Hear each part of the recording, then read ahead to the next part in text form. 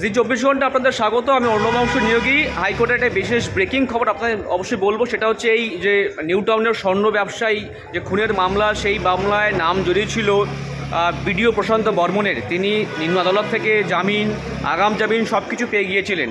তার এই আগাম জামিন এবং জামিন বাতিল করার জন্য রাজ্য সরকার তারা হাইকোর্টে মামলা করে। সেই মামলায় দীর্ঘদিন শুনানির পর বা 2-3 দিন শুনানির পর আজকে কিন্তু কলকাতা হাইকোর্ট নির্দেশ দিয়েছে এটাই, যে বিডিও প্রশান্ত বর্মনের আগাম জামিন এবং জামিন দুটোই কিন্তু বাতিল করা হলো। আগামী 72 ঘন্টার মধ্যে প্রশান্ত বর্মনকে নিম্ন আদালতে গিয়ে সারেন্ডার করতে হবে। তারপরেই কিন্তু পুলিশ তারা কাস্টডিতে পাবেন প্রশান্ত বর্মনকে। আদালত কেন এই নির্দেশ দিল?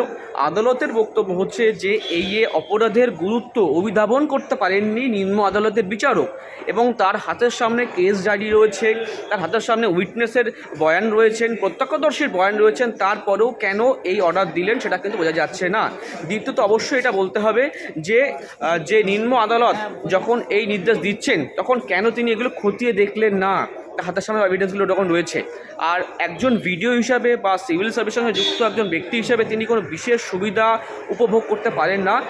বিচার ব্যবস্থা সবার জন্য সমান, এটা মাথায় রাখতে হবে। সেই কারণেই কিন্তু এই নির্দেশ। অন্যদিকে একটি ত্রুটি ছিল মামলার লিস্টিংয়ের ক্ষেত্রে বা তালিকাভুক্ত হওয়ার ক্ষেত্রে।